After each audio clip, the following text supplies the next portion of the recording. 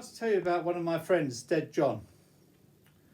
Of course, he wasn't dead when I knew him. He died at the age of 50. The funny thing was, he always said that because he drinks and smokes so much, he'd probably be dead by the age of 50, and he was. He got an aneurysm in the brain. You know, where you get the artery suddenly under pressure explodes, so to speak, and the blood runs out and you die. It's a good way of dying, you fall asleep. Anyway, my mate was with him at the time in a shop, and he suddenly fell against him and said, "Oh, I feel sort of lightheaded," he said. So I think it was a slow bleed that happened. It didn't just explode. Anyway, they was rushing him to the hospital and he went unconscious. By the time they got there, he was brain dead. He was married to a Thai wife who had to come in and sign a piece of paper eventually after a few days to stop the hospital giving him food and water to keep his body going. Anyway, he used to tell me a lot of stories. One of the funniest stories was he worked for this is in England. I mean, we're in Thailand at the time, but he's telling me about his life in England. And he worked as a bus driver at one time. And two teenagers, ruffians, tried to beat him up and take his money as a bus driver. But he, because he is a natural born fighter, he knocked one of them out straight away, and the other one turned to run, and he grabbed him and knocked him out as well. Well, what happens when you are attacked like that? You get 2 or 3 days off of work to get over it. But he made out that he was shocked by the whole thing and that he was scared of going back on the bus again because he might get attacked at any moment. Well, the psychiatrist, she didn't believe it. She thought that he was lying. So the buses, they put him back on a bus. So instead of stopping at the bus stops, he just went the whole route without stopping at any of the bus stops. And when he got back to the depot, completely empty, he said, "I was so scared. I felt that I was going to get beaten up. I couldn't stop. I wanted to, but I couldn't." Anyway, as I said, the psychiatrist thought he was lying, but she couldn't prove it.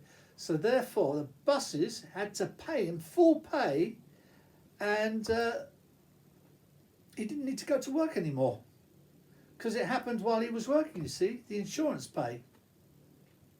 Anyway, unbeknown to the buses, a week or so later, he goes not far away from that bus depot to another bus depot and gets another job as a bus driver. So he's getting 2 bus drivers' jobs, 2 bus drivers' pay. So he's really doing very well pay-wise. And that went on for a few years as far as I know. Anyway, he told me about another time. He was, don't forget, as a fighter, natural born fighter, he never turns away from fights. If someone annoys him, he will go for them. So he went to, it was his birthday, and he was going to meet his mates in a nightclub. Well, when it came for his turn to go into the nightclub, because there was a queue, this big black doorman, you know how big they can be, he stopped him. He said, "You can't go in." I can't remember. I think he just didn't like him for some reason. And because he leant forward, so not many people could hear, he said, "If you want to make anything of it, you can." And he said it was his birthday, his mates were in there, and these 2 girls behind were snickering away because they heard what the doorman said. And that really annoyed him. So he said to the doorman, as I do, what did he say? He said something like, "Yeah, I am bloody going to do something bad," but he didn't get the whole sentence out because he went straight in and nutted this man to the ground and then, gave him a bit of a kicking as far as I know, and then went into the club to meet his mates. I don't think the doorman phoned the police or anything. Probably too embarrassed about it, I guess. But another time he told me he was in the club. I mean, a good fighter's always telling you stories about fighting. I'm a lover, so I've got lots of stories about love. Anyway, he told me he was in another club one day and he got into an argument with this fellow. And the fellow said, "Do you want to fight? Come outside," he said. So he was with his mates, this fellow. And as they're walking outside, his three mates are behind, walking behind him. And he just grabbed a chair and hit this fellow over the head with one of these metal chairs. You know, the high stools next to the bar. And he knocked the fellow out. But his mates jumped on him and gave him a bit of a beating, he said.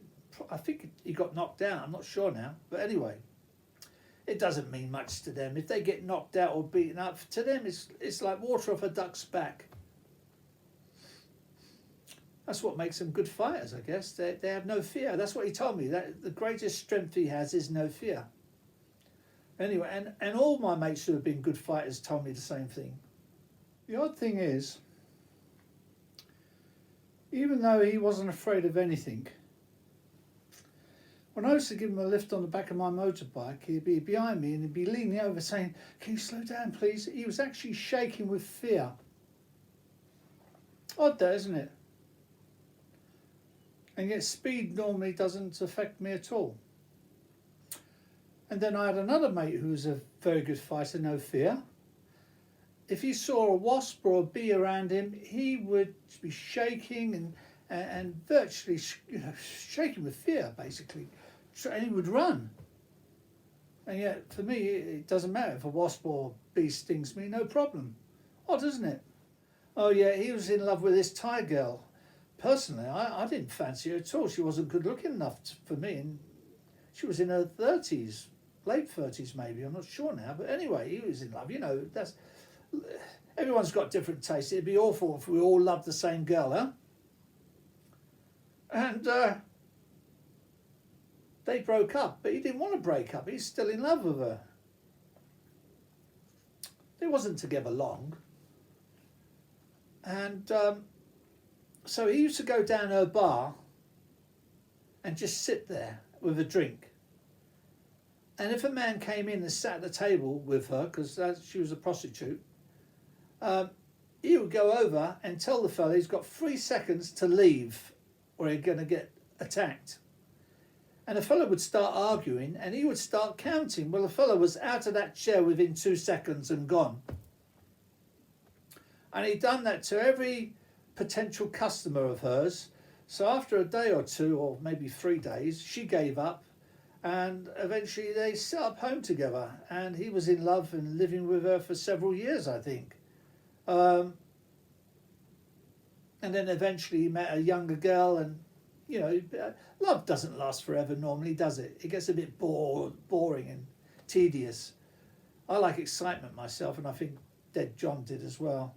So he ended up with another girl eventually. But I remember I went around there one day to his place. He was busy working. He was selling stuff on the internet to around the world, you know, copies. And there he was, sweating a bit because it's Thailand, sweating over the computer. And he said, look, he's expecting a girl to come around soon. He said for me not to say anything to her, just keep dumb. He said, I don't want you upsetting her in any way. And I could see he was nervous about it because it turns out, he told me this girl was going out with a top. And just a reminder, if you like my videos, please give me a thumbs up and hit the subscribe button. Thank you. A top kickboxer. Yeah, I never seen him nervous of a person before.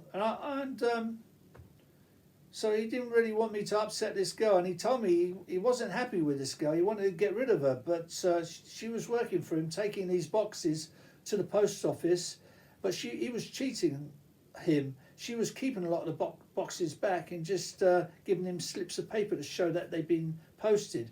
Obviously, she's paid the post office man some money to do the slips of paper, but kept the boxes back. So she cheated him. And but he didn't know how to get rid of her because he didn't want to upset her boyfriend, her husband actually. She got married to this guy, kickboxer, English guy. Anyway, as I said, he said, don't say a word. Well, she came through the door. I said, oh, hello, Ning. And she said, hello, Thomas. He looked really nervous. He said, oh, you know each other, do you? So we had a little chat there, me and this girl. And the funny thing is, I was going to have her as a regular girlfriend because she was very good looking, this girl, very good looking. The thing is, I'm a leg man. And the fashion was to wear tight trousers which are short, so they're above the ankle. And she had fat ankles. It spoiled the whole leg, those fat ankles. But she was absolutely gorgeous to look at. Great body, everything. So that's why, so I wasn't really that interested in carrying on the relationship once I realised that. And I remember I was in bed with another girl at the time, and she phoned up about 1 o'clock at night and asked to come around. And I said, oh, I'm too tired. And she knew it was a lie. She said, you got another woman, and that was it. I never saw her again after that until that moment when she came into my mate's place to collect the parcels. Anyway, no doubt he did get rid of her eventually, but gently, so he didn't get into a problem with the kickboxer.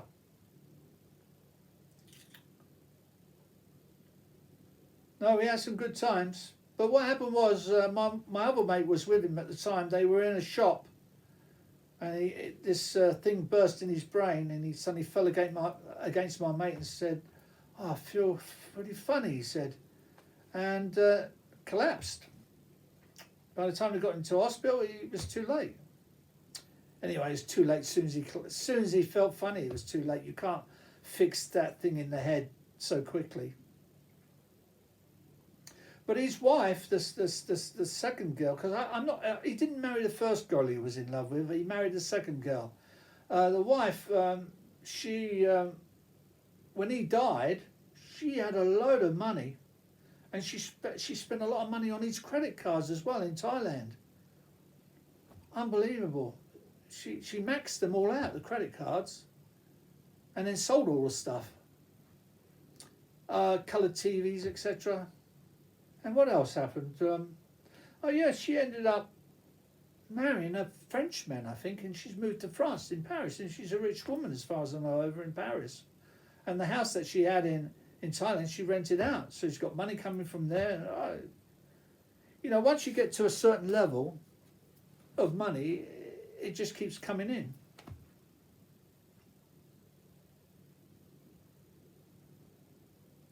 Well, that's my story of Dead John. I hope it's interested you.